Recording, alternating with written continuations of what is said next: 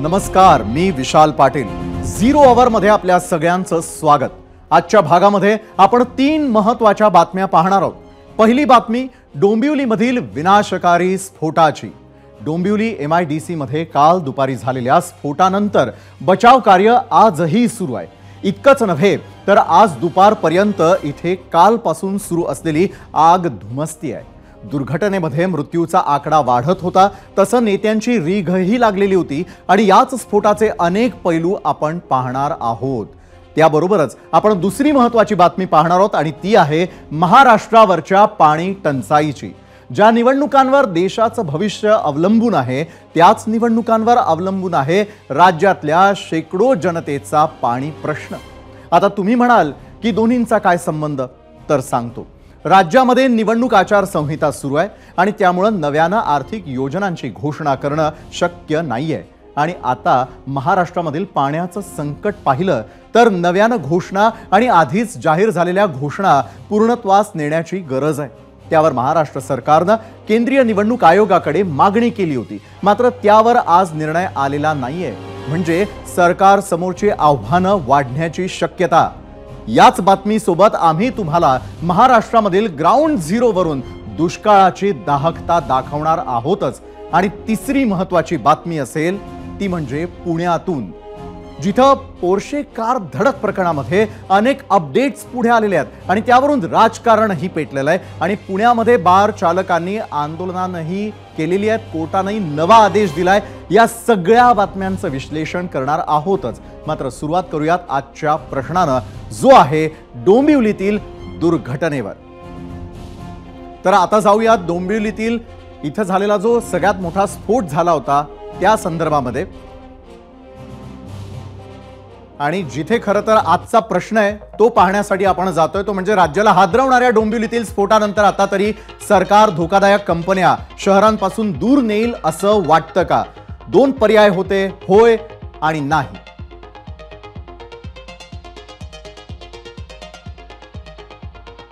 आणि आता जाऊयात डोंबिवलीत झालेल्या स्फोटाच्या ठिकाणी, कारण त्या ठिकाणची परिस्थिती ही अतिशय भीषण होती की जिथे स्फोट झालेला आहे। ज्या अमुदान कंपनीमध्ये काल स्फोट झाला तिथे आजही आगीच्या घटना होत्या।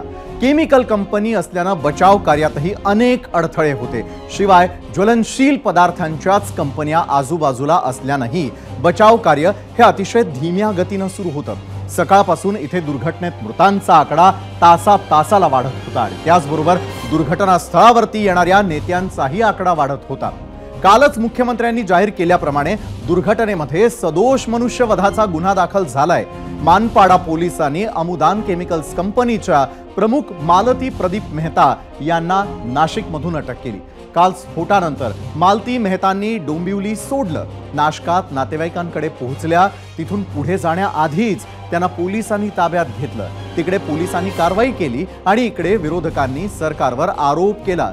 विरोधी पक्षनेते अंबादास दानवेंनी घटनास्थळी जात कालच्या स्फोटावरून सरकारला प्रश्न विचारलाय, तो आधी पाहूया। 2.5 वर्षापूर्वी उद्धवजी ठाकरे साहेब मुख्यमंत्री असताना या भागात बैठक झाली होती। या भागात अशा पद्धतीने जवळपास 450 फॅक्टरीज आहे। त्यातल्या 5 फॅक्टरी ज्या विषारी केमिकलच्या आहेत या इंडस्ट्रियल एरियाच्या बाहेर शिफ्ट करण्याचा आदेश झालेला आहे। काल ऐकलं काही जण, काल महाराष्ट्राचे मुख्यमंत्री इथे येऊन गेले, त्यांनी सांगितलं की आम्ही अंबरनाथला आहोत, परंतु हा निर्णय 2 वर्षापूर्वी झाला। हे आल्यानंतर याच्यावर एक पाऊलही पुढे उचललं गेलेलं नाही। हे ऍक्सिडेंटची वाट बघत होते का? उद्धव ठाकरे मुख्यमंत्री असताना डोंबिवली MIDC मधील 450 पैकी 5 कारखाने शिफ्ट करण्याचा आदेश झालेला आहे, मात्र त्याची अंमलबजावणी झाली नाही। मात्र कालच्या स्फोटानंतर महाराष्ट्र प्रदूषण नियामक मंडळाचे अध्यक्ष सिद्धेश कदम यांनी घटनास्थळाची पाहणी केली। त्यानंतर MIDC अधीक्षक अभियंता भूषण हर्षे यांच्यासोबत बैठक केली आणि धोकादायक कंपन्यांना शहरापासून दूर नेण्यासंदर्भात चर्चा केली। हा हादसा झाला, हा कशामुळे झाला याची सुद्धा संयुक्त चौकशी ही जे डिपार्टमेंट आहे ही त्यांना जो काही सपोर्ट लागेल ते प्रदूषण नियंत्रण मंडळाकडून दिला जाईल। काही जर त्रुटी आमच्या डिपार्टमेंटकडून काय आम्हाला आढळल्या तर त्या अधिकाऱ्यांवर कारवाई केली जाईल अशी मी सगळ्यांना आश्वासित करतो. डोंबिवलीमधल्या अमुदान कंपनीतील स्फोटाला 31 तास उलटले तरी जिथली आग अद्यापही तिथेच धुमसताना दिसतेय. फायर ब्रिगेडकडून युद्ध पातळीवरती कूलिंग ऑपरेशन राबवण्यात येत आहे. अमुदान केमिकल्स कंपनीमध्ये ॲल्युमिनियम आयसोप्रॉक्साइड, डायट्ररी ब्युटेल पॅरॉक्साइड, बेन्झाल पॅरॉक्साइड सारख्या रासायनिक पदार्थांचा वापर केला जात होता. यातील अनेक केमिकल ही ज्वलनशील असल्यानं फायर ब्रिगेड तसंच सुरक्षा पथकांना सावधपणे पावलं उचलावी लागतात. दरम्यान आज कल्याण डोंबिवली महानगरपालिकेच्या आयुक्त डॉक्टर इंदू राणी जाखड यांनी दुर्घटनास्थळाची पाहणी केली. या कूलिंग ऑपरेशन बाबत अधिकाऱ्यांनी नेमकी काय माहिती दिली आहे ती पाहूया.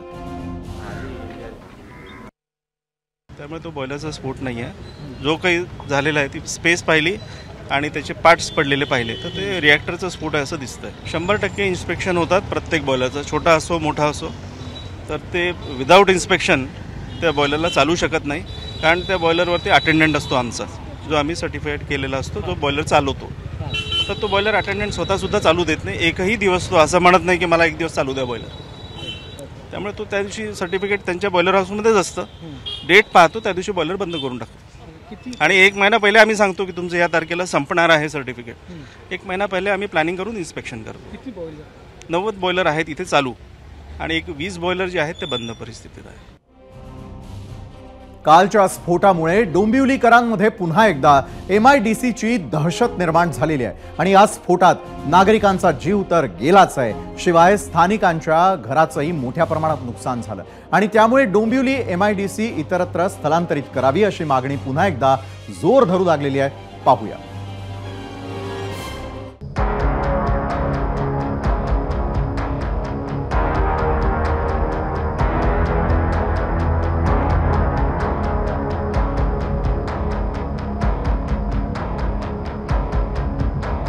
डोंबिवलीत केमिकल फॅक्टरीमध्ये झालेल्या ब्लास्ट नंतर अवघ्या काही अंतरावर असलेल्या GR पाटील हायस्कूलचं देखील मोठं नुकसान झाल्याचं पाहायला मिळत आहे.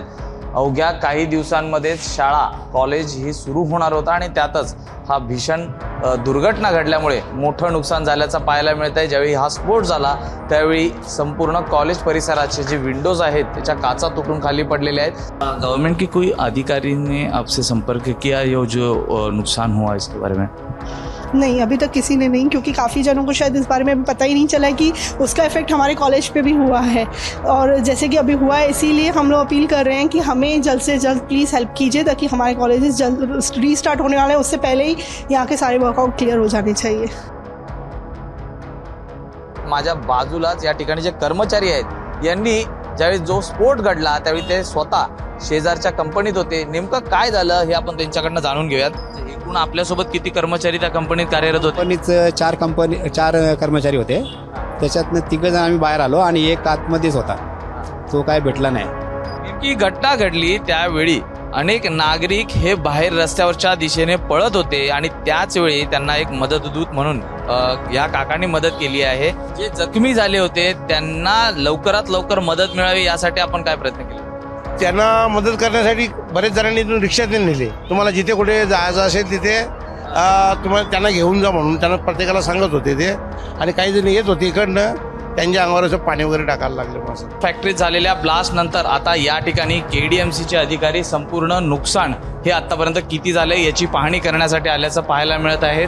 अवघ्या फॅक्टरीपासून काही अंतरावर असलेल्या हॉस्पिटलमध्ये नुकती ही पाहणी झालेली आहे, तर वरती रहिवाशी इमारत आहे त्याचं नेमकं नुकसान किती झालेलं आहे याची संपूर्ण नोंद घेऊन या ठिकाणी हा संपूर्ण सर्वे याचा अहवाल बनवून हा शासनाला दिला जाणार आहे. त्यामुळे नेमकं नुकसान किती झालंय हे अद्याप तरी सांगणं कठीण असलं तरी या ठिकाणी आता सर्वेला सुरुवात झाल्याचं पाहायला मिळत आहे. अनुप रस्तोगीसह मी सूरज सावंत, ABP माझा, डोंबिवली. आणि आता जाऊयात आपल्या आजच्या पहिल्या प्रश्नाकडे. त्या प्रश्नावर तुम्ही दिलेल्या प्रतिक्रिया नेमक्या काय आहेत त्या पाहणार आहोत आपण मीडिया सेंटरवर. तर सुरुवातीला प्रश्न पाहूयात. राज्याला हादरवणाऱ्या डोंबिवलीतील स्फोटानंतर आता तरी सरकार धोकादायक कंपन्या शहरांपासून दूर नेईल असं वाटतं का? 2 पर्याय तुमच्याकडे होते, होय आणि नाही. त्यानंतर आलेल्या प्रतिक्रिया. X वरती योगीराज म्हणतात, सरकार लोकांच्या हिताचा विचार कधीच करू शकत नाही, केवळ स्वतःची खळगी भरणं सुरू आहे. त्यानंतर युट्यूबवरती सुयश पवळे म्हणतायत सरकारकडून कोणतीही अपेक्षा करणं चूक आहे. युट्यूबवरती विष्णू सावसे म्हणतायत यांना फक्त पैसा हवाय, जनतेचं काही देणं घेणं नाही. तर युट्यूबवरती मोहन पाटील म्हणतायत 10 दिवसांनी सगळं विसरून ये रे माझ्या मागल्या याला राजकारणी आणि प्रशासनाला जबाबदार धरलं पाहिजे.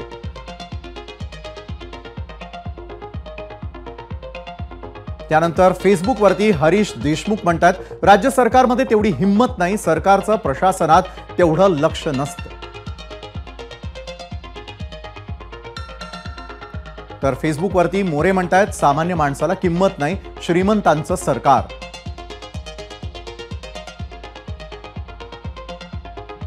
तर आम्ही विचारलेल्या या प्रश्नावरती तुम्ही दिलेल्या प्रतिक्रिया पाहण्यासाठी आपण आत्ता जाणार आहोत आपल्या पोल सेंटरवर. तर राज्याला हादरवणाऱ्या डोंबिवलीतील स्फोटानंतर आता तरी सरकार धोकादायक कंपन्या शहरांपासून दूर नेईल असं वाटतं का? यावरती युट्यूबवरती एकूण 20,000 मतं आपल्याला प्राप्त झालेली आहेत. होय म्हणणाऱ्यांची टक्केवारी आहे 39%, नाही म्हणतायत 61%. त्यानंतर इंस्टाग्रामवरती एकूण मतं प्राप्त झालेली आहेत 2,000 मतांपैकी होय म्हणणाऱ्यांचा आकडा आहे 58%, 42% म्हणतायत नाही. फेसबुकवरती आलेल्या मतांची टक्केवारी जर आपण पाहिली तर होय म्हणणाऱ्यांची टक्केवारी 20% आणि 80% म्हणतायत नाही. त्यानंतर एक्सवर जी तुमची उत्तरं आमच्यापर्यंत प्राप्त झालेली आहेत त्यापैकी होय म्हणतायत 24%, 76% म्हणतायत नाही.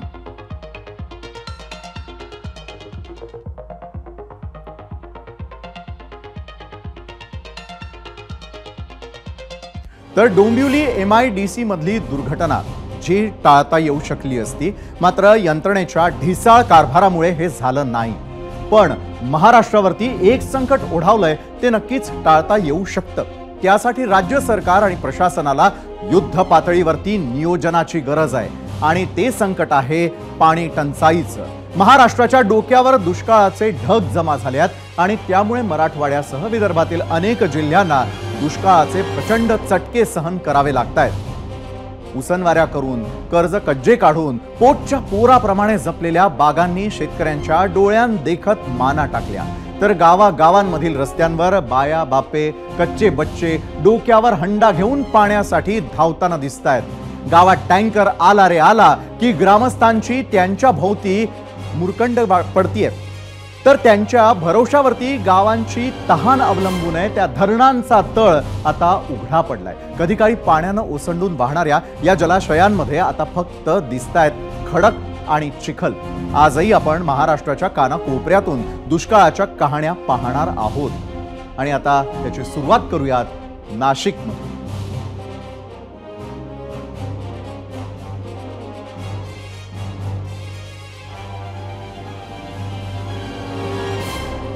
नजर जाईल तिथवर कोरडं ठाक पडलेलं हे आहे नाशिकचं गंगापूर धरण. तहान भागवण्यासाठी नाशिककरांची ज्यावर मदार असते त्या गंगापूर धरणाचा तळ आता उघडा पडलाय. गंगापूर धरणामध्ये अवघा 25% पाणी साठा शिल्लक असल्यामुळे नाशिककरांच्या दारामध्ये पाणी टंचाईचं संकट येऊन उभं राहिलंय. गंगापूर धरणातून चर खोदण्यासाठी नाशिक महापालिकेनं सरकारकडे परवानगी मागितली, मात्र आचारसंहितेमुळे हा प्रस्ताव तसाच पडू नये आणि त्यामुळे नाशिककरांवरील पाणी टंचाईचं संकट आणखी गडद झालेलं आहे.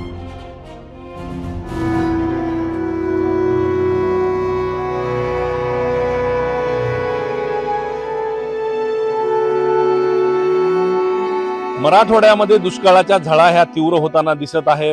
मराठवाड्यातलं दुसरं मोठं धरण येलदरी आहे आणि असं असताना तालुक्यामध्ये मोठ्या प्रमाणावर पाणी टंचाई निर्माण झालेली आहे. जे 17 टँकर जिल्ह्यात सुरू आहेत त्यापैकीचे 11 टँकर हे जिंतूर तालुक्यामध्ये आपण बघू शकतो.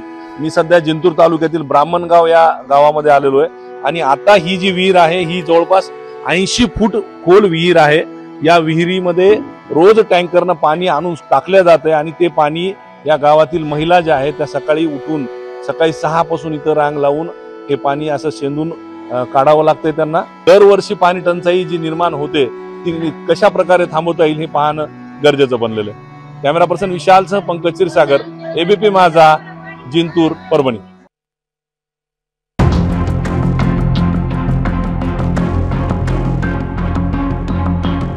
नाशिकमध्ये उन्हाची तीव्रता वाढू लागली आणि त्यातच नाशिकमधील पाणी संकट देखील गडद होऊ लागलंय।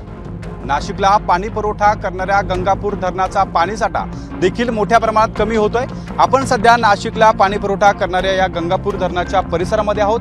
आपण माझ्या मागे बघू शकता, गंगापूर धरणाचा पाणीसाठा हा अवघा 25% येऊन ठेपलाय। त्यामुळे नाशिककरांचं जे पाणी संकट आहे ते मोठ्या प्रमाणात वाढू लागल्याची परिस्थिती या ठिकाणी पाहायला मिळते। त्यामुळे नाशिकमधील पाणी संकट हे अधिक गडद होण्याची देखील शक्यता वर्तवली जाते। कॅमेरामॅन किरण कटारेसह शुभम बोडके, एबीपी माझा, नाशिक।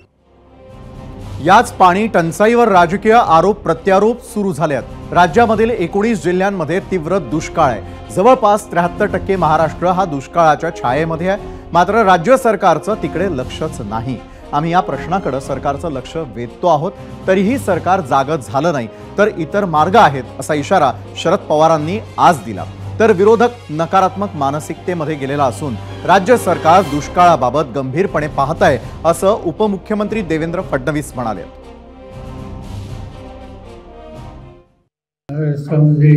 पावसाची स्थिती गंभीर आहे। एकंदर क्षेत्र जर बघितलं तर 73% महाराष्ट्र आता दुष्काळाच्या छायेत आहे। संभाजीनगर इथल्या धरणामध्ये 10% पाणी आहे आणि कोकणामध्ये 11 धरण आहेत, तिथे 29% पाणी आहे। मला असं वाटतं की शरद पवार साहेब असतील किंवा विरोधी पक्ष असेल, हा एका नकारात्मक मानसिकतेत गेलेला आहे। याचं कारण या दुष्काळामध्ये इलेक्शन असून देखील टँकरच्या व्यवस्था असतील, इतर पाणी सोडण्याच्या व्यवस्था असतील, वॉटर मॅनेजमेंट असेल, या सगळ्या गोष्टी नीट प्रशासनाने केल्या आहेत। स्वतः मुख्यमंत्र्यांनी राज्याच्या काल या संदर्भातली बैठक घेतलेली आहे। त्यामुळे पूर्ण गंभीरतेनं सरकार याच्याकडे लक्ष देत आहे। दुष्काळासारख्या गोष्टीवर राजकारण करणं मला असं वाटतं पवार साहेबांसारख्या मोठ्या नेत्याला तरी ते शोभत नाही। नाशिकच्या गंगापूर धरण क्षेत्रामधून आता जाऊयात सोलापुरामधील उजनी धरण क्षेत्रामध्ये। उजनी धरणावरती अवलंबून असणाऱ्या बहुतांश पाणीपुरवठा योजना बंद पडल्यानं जलाशयामध्ये ठिकठिकाणी JCB आणि पोकलेनच्या मदतीनं लांबच लांब चाऱ्या खणण्यास सुरुवात झालेली आहे आणि यामुळेच उजनी जलाशया शेजारील गावोगावी धरण उशाशी आणि कोरड घशाशी अशी भीषण अवस्था झालेली आहे। काय स्थिती आहे उजनी धरण क्षेत्रात त्याचाच आढावा घेतला आमचे प्रतिनिधी सुनील दिवाण यांनी। पाहूया। उजनी धरणाने नीचांकी पातळी गाठलेली आहे। 59% कमी, वजा 59% कमी पाणीसाठा आता उजनी धरणात राहिल्यानं हे अतिशय विदारक चित्र सर्वत्र दिसत आहे। संपूर्ण उजनीचा काठ जिथं मी उभारलेलो आहे त्या भागात सुद्धा किमान 50 ते 60 फूट पाणी असतं, पण हे संपूर्ण भाग कोरडा पडलेला आहे। ठिकठिकाणी आता शेतकरी असतील, पाणी पुरवठ्याची योजना असतील, ही लोक JCBनी चाऱ्या खणून आता पाणी नेण्याची व्यवस्था करतायत। संपूर्ण उजनीचा बॅकवॉटरचा भाग आहे हा कोरडा पडत चाललेला आहे आणि उजनीच्या इतिहासातली सर्वात नीचांकी पातळी आत्ता या इथं गाठलेली आहे। अजून किमान या पुढचा महिना जायचा आहे। पाऊस जून किंवा जुलैपासून सुरू होतो, त्यामुळं आता हे पाण्याची पातळी अजून खाली खाली होत जाणार आहे आणि हे जे विदारक चित्र आहे या पाण्यामुळं दुष्काळाची दाहकता इथं सोलापूर जिल्ह्यात जाणवते आहे। नुसतं सोलापूर नाही, उजनीवरनं उस्मानाबाद शहराला पाणी पुरवठा होतो, याच पद्धतीनं नगर भागात काही ठिकाणी पाणी जातो, संपूर्ण सोलापूर जिल्ह्याला पाणी पुरवठा होतो आणि आता उजनीची पातळी इतकी नीचांकी पातळीला गेल्यामुळं आता पिण्याच्या पाण्यासह शेतीच्या पाण्याचं फार मोठं संकट डोळ्यासमोर उभारणार आहे। भरभरून जर पाऊस दिला तरच इथं हे परत या वर्षीचा दुष्काळ थोडा कमी जाणवणार आहे, अन्यथा अजून पुढचे राहिलेले 2 किंवा 3 महिने अतिशय त्रासदायक जाणार आहेत आणि ही दुष्काळाची दाहकता सर्वांनाच मारक ठरणार आहे। कॅमेरामन सचिन जाडेसह सुनील दिवाण, एबीपी माझा। सोलापुरातच आहोत तर उजनी धरण क्षेत्रातून आपण जाऊयात इथल्या शेत शिवारामध्ये, जिथं पाण्याच्या संकटामुळे शेतकऱ्यांवरती फळबागा काढून टाकण्याची वेळ आली आहे। दक्षिण सोलापूर तालुक्यामधील मंद्रुप गावातील शेतकरी रमेश नवले यांनी देखील केळीचं पीक पाण्याअभावी काढून टाकलं, तर ज्यांच्या शेजारच्या कासेगावमधील शेतकरी महेश सावंत यांनी आपली द्राक्ष बाग काढून टाकलेली आहे। काय स्थिती आहे सोलापुरातील शेत शिवारामध्ये, पाहूयात आमचे प्रतिनिधी आफताब शेखचा हा ग्राउंड झिरो रिपोर्ट।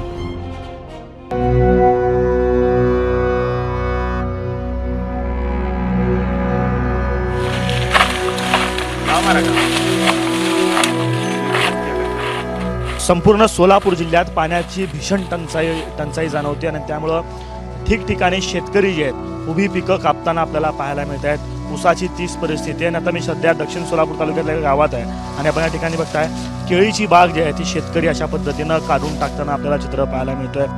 आम्ही 60,000 रुपये खर्च करून केळीची बाग या ठिकाणी लागण केलेली आहे आणि याला खत घातलेलं आहे, सगळ्या गोष्टी मशागत केलेल्या आहे। खर्च करून आणि बँकेचं लोन आपण 1.5 लाख रुपये या पीक कर्जावर घेतलेलं आहे। तर आता ऊस आहे, ऊसही रोटर मारून टाकलं कालच। आता तुम्ही पाहताय आम्हाला हे बाग काढल्याशिवाय पर्याय नाही, कारण का पाणी गेले 2-3 महिने झालं पाणी नाही। आम्हाला काही करून आज बँकेचं लोन आम्हाला कसं फेडावं आमच्यासमोर चिंतेची गोष्ट आहे।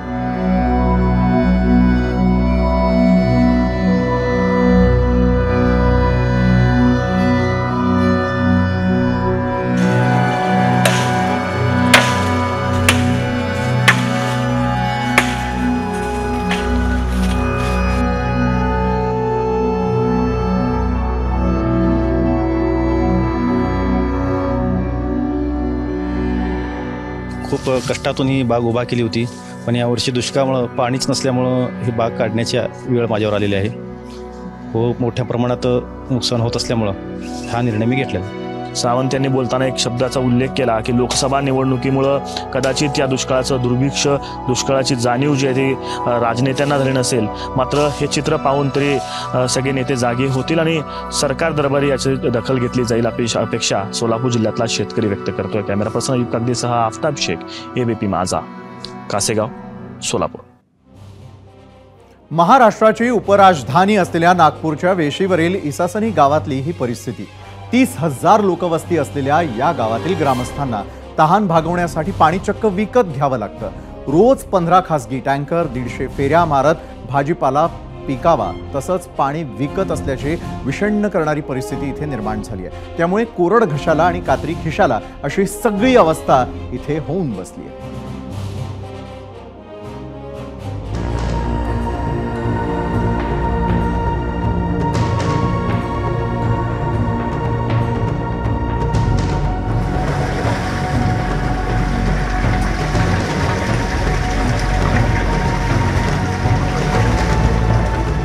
नागपूर शहराला लागून असणाऱ्या इसासनी ग्रामपंचायतमध्ये दिवसाला साधारण 150 खाजगी टँकरच्या साहाय्याने पाणी पुरवठा केला जातो आणि इथल्या नागरिकांना 350 रुपयामध्ये 3,500 लिटर पाणी विकत दिलं जातं। आपण बघू शकतो की इसासनी भागामध्ये आता एक खाजगी टँकर आलं, या टँकरच्या माध्यमातून या कुटुंबानं पाणी विकत घेतलं।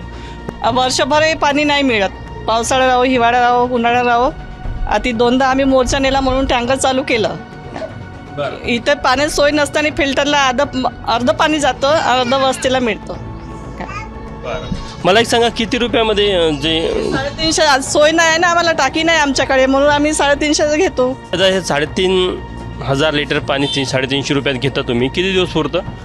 4 दिवस। परत टँकर बोलवा।